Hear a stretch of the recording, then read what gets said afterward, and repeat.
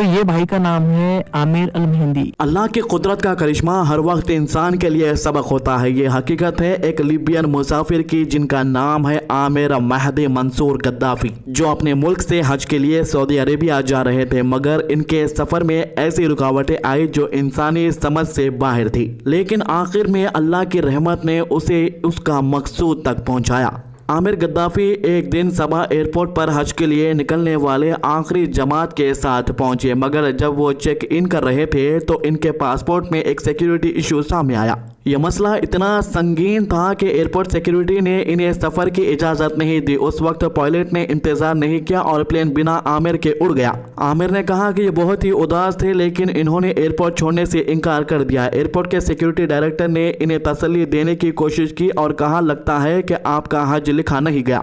लेकिन आमिर ने भरोसा रखा और जवाब दिया, मैं यहाँ से नहीं जाऊँगा, अल्लाह चाहे तो मैं ज़रूर हज करूँगा। सुभान अल्लाह। प्लेन कुछ देर बाद हवा में टेक्निकल मेल फंक्शन का शिकार हो गया और वापस एयरपोर्ट लौट आया। ये देखकर तमाम लोग हैरान रह गए। तब सिक्योरिटी डायरेक्टर ने फिर पायलट से दरख्वास्त की कि आमिर को भी बोर्ड करने दिया जाए, लेकिन पायलट ने मना कर दिया। यह मसला छोटा है और वो भी उड़ गया। फिर भी आमिर ने एयरपोर्ट नहीं छोड़ा। दूसरी बार भी वही हुआ। प्लेन एक और टेक्निकल मसले की वजह से वापस एयरपोर्ट आया। इस दफा पायलट ने खुद से कहा कि जब तक आमिर प्लेन में बोर्ड नहीं करेंगे वो उड़ान नहीं भरेगा। और जब आमिर प्लेन में चढ़ गए तो सबके चेहरों पर खुशी छा गई।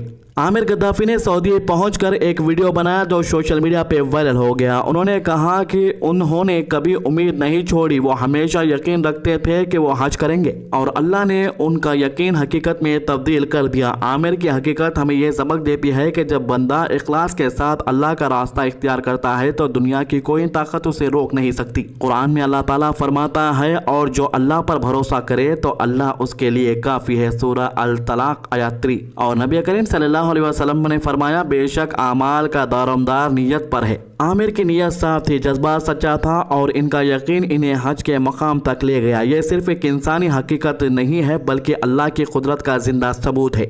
हमें चाहिए कि हम भी अपने हर काम में अल्लाह पर भरोसा करें, दुआ और सब्र के जरिए हर मुश्किल का सामना करें, क्योंकि जब अल्लाह मदद करने पे आए तो वो प्लेन भी 2 बार वापस बुलवा लेता है। ये हकीकत को आप जितना ज़्यादा शेयर करेंगे उतना ज़्यादा ईमान में इजाफा होता है। ऐसे वाक़यात सिर्फ दिल को नहीं रूह को भी जगा देते हैं। और आमिर गद्दाफी का हज सिर्फ इनका सफ़र नहीं था बल्कि ये इनका इम्तिहान भी था, जिसमें ये अल्लाह के फजल से कामयाब रहे। जाहिर सी बात है, अगर से आमिर गद्दाफी की जगह कोई और दूसरा शख्स रहता और उसे ये कहा जाता कि आप हज नहीं कर सकते, तो वो शख्स वहाँ पर से आराम से घर चला जाता। ऐसे कई वाक़यात पहले भी हो चुके हैं, लेकिन आमिर गद्दाफी को जो यकीन था, जो अल्लाह पर भरोसा था, वो यहाँ पर साबित करता है कि अल्लाह पर भरोसा करने वाला कभी नाउमीद नहीं हो सकता।